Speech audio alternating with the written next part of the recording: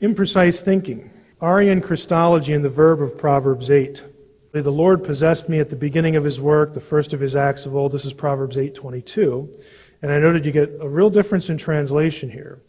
Obviously, our Christology does not depend on the translation of one verse.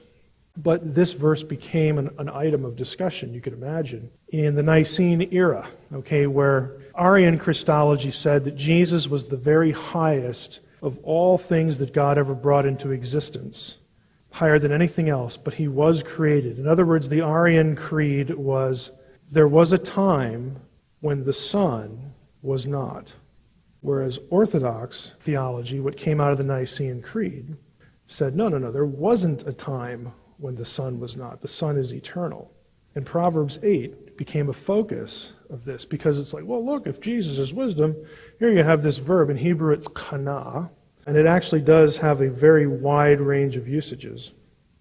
There is, notice number 1 and number 2.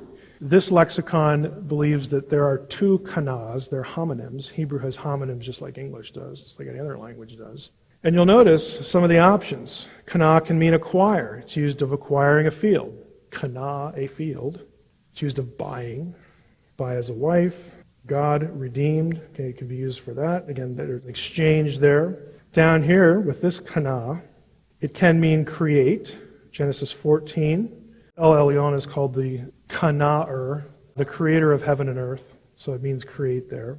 And a few other passages. And Eve says, I have kana'd a man with the help of the Lord.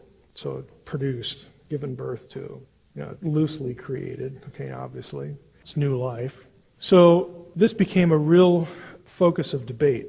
And I like to think of it this way. All of those are legitimate translations, but you have to translate in context. And what's the overall context? With wisdom, you see the ESV has possessed. That comes from the acquired idea. I don't really like that one because it implies that there was a time when God didn't have wisdom and he had to either possess it or keep it in, like it was going to escape. Brought forth is kind of nice language. God had wisdom and he brought it forth when he needed it to use it, the agent of his creation. What they really came down to was the difference between being born and being begotten. In our parlance, we don't really distinguish that. But the language of the day they did. I like to say it this way. Is wisdom eternal or not? Wisdom is, if you look at Proverbs, it's an attribute of God that gets personified. So I think the question should be as to which is the right translation should take this into context. Was there ever a time when God lacked wisdom?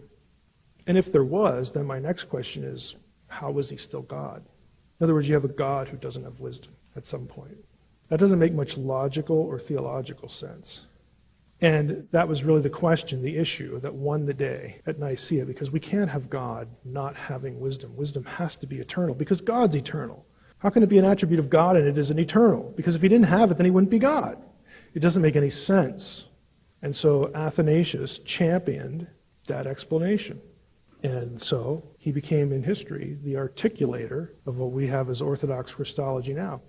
And you have to match that against a whole lot of other verses that do talk about Jesus being an eternal being, all these Godhead verses and whatnot. So the context is full and it's there. It's not contrived.